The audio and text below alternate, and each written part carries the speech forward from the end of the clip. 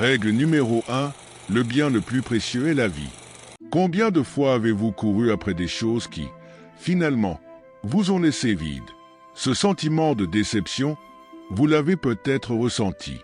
Mais avez-vous déjà pris un moment pour réaliser que la vie elle-même est votre plus grande richesse? Pensez à ça.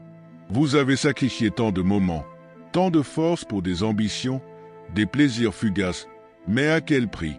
Si vous mettiez toute cette énergie à protéger et nourrir la vie qui est en vous, à la purifier, à la renforcer, imaginez les possibilités. La vraie puissance, celle qui éclaire chaque recoin de votre existence, réside dans cette vie que vous portez. Et si vous continuez à épuiser cette force, un jour, vous vous retrouverez face à une réalité amère. Vous avez presque tout perdu pour si peu. La vie, votre vie, est le centre de tout. Sans elle, tout ce que vous poursuivez s'effondre.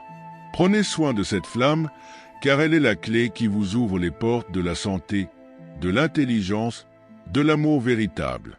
C'est elle qui vous rendra riche, au-delà de toutes vos attentes. Règle numéro 2. Concilier le matériel et le spirituel.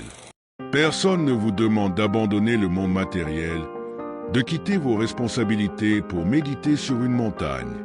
Mais combien d'entre vous se sont perdus dans les préoccupations quotidiennes, à courir après l'argent, à construire une carrière, une famille, au point d'oublier qu'il y a bien plus à explorer, bien plus à découvrir.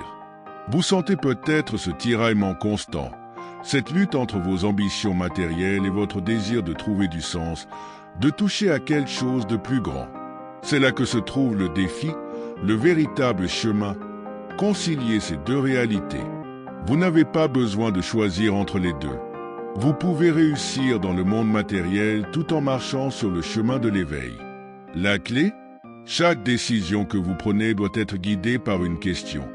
Est-ce que cela m'éloigne de ma lumière intérieure? De mon idéal spirituel? Si la réponse est oui, alors vous savez ce qu'il vous reste à faire. C'est ainsi que vous avancez, en restant fidèle à votre âme tout en naviguant dans ce monde complexe.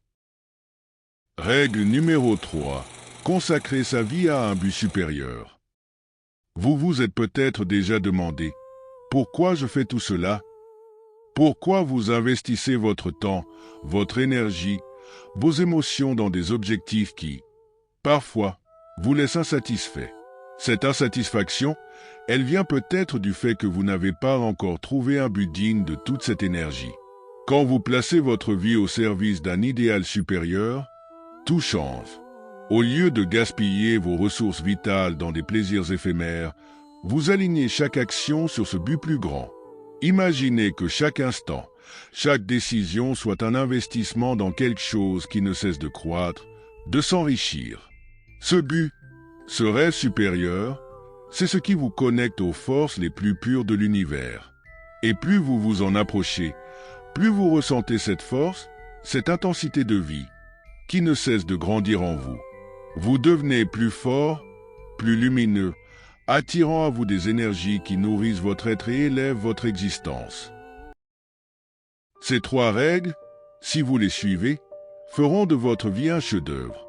Une vie où chaque moment compte, où chaque action est empreinte de sens et de lumière. Prenez soin de la vie qui est en vous. Elle est la source de toutes les richesses. Équilibrez le matériel et le spirituel et consacrez-vous à un but qui vous dépasse. Là réside le véritable pouvoir, la véritable richesse. Maintenant, c'est à vous. Partagez dans les commentaires ce que ces conseils vous inspirent. Avez-vous déjà vécu une expérience où vous avez ressenti ce tiraillement entre le matériel et le spirituel? Comment avez-vous surmonté ce défi? Votre expérience pourrait éclairer d'autres chercheurs de vérité comme vous. Si vous souhaitez recevoir plus de contenu sur l'éveil spirituel et comment transformer votre vie au quotidien, abonnez-vous à cette chaîne et activez les notifications. Ensemble, continuons d'élever nos vies vers plus de lumière et d'harmonie.